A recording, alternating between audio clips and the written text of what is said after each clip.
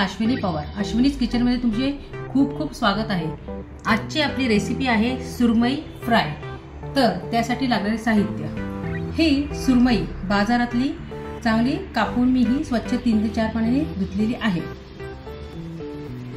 आणि कटिंग पण करून आणलेली आहे छानपैकी. ही साधारण अर्धा किलो सुरमई आहे. हे बघा, हे लिंबू आहे, मी हे अर्धा लिंबू घेतलेला आहे. हा मालवणी मसाला आहे, हा 2 चमचे आहे. 1 चमचा हळद, थोडीशी एव्हरेस्टचा काश्मीरी लाल मिरची पावडर आहे, चवीनुसार मीठ, हे आलं लसूण पेस्ट आणि कोटिंगसाठी आपल्याला 4 चमचे तांदळाचे पीठ आणि 3 चमचे बारीक रवा आणि ही देखील काश्मीरी लाल मिरची पावडर आहे. तर चला आता आपण सुरमई फ्राय करायला घेऊया. सर्व मसाले आपण एकत्र करून घेऊया आणि यामध्ये हे आले लसूण पेस्ट देखील मी सोडते, हा लिंबूचा रस देखील सोडते. आपल्याला हे मिश्रण जास्त पातळ करायचे नाही, आपल्या सुरमईला लागेल या अंदाजाने आपल्याला थोडंसं पाणी टाकून हे मिश्रण आपल्याला एकजीव करायचे.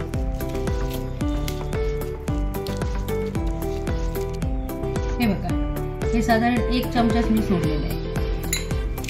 आता हे आपण सगळं फिशला लावून घेऊया मसाला.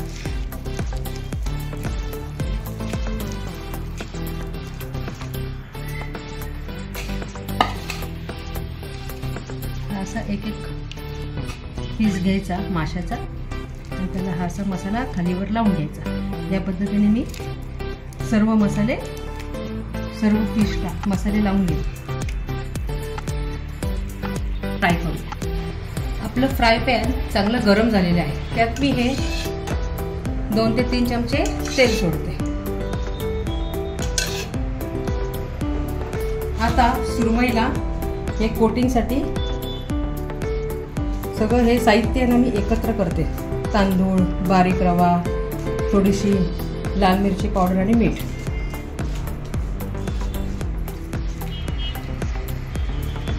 हे असं एक फिश घेऊन मी त्याला छानपैकी कोटिंग करून घेते आणि बारीक गॅस करून मी हे फिश एक सोडणार आहे.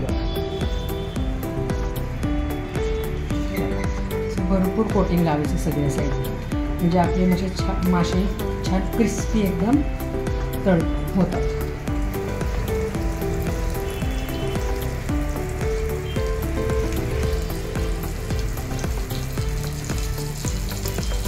आणि हे मासे तळताना आपण याच्यावर ताटली ठेवायची नाही. हे बघा, आता एक साईड चांगली 7 ते 8 मिनिटं मी फ्राय केलेली आहे बारीक दम्मावर. आता दुसरी साईड देखील आपल्याला अशी फ्राय करून घ्यायची छानपैकी. हे बघा,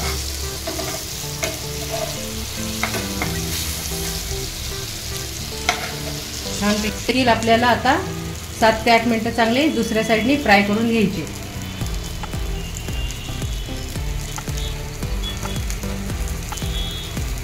हे पहा, दोन्ही साईडनी हे आपले सुरमई चांगले क्रिस्पी तळून झालेले आहेत. आता मी ही डिश तुम्हाला सर्व करून दाखवते. लाईक करा, शेअर करा आणि सबस्क्राईब करा. थँक्यू.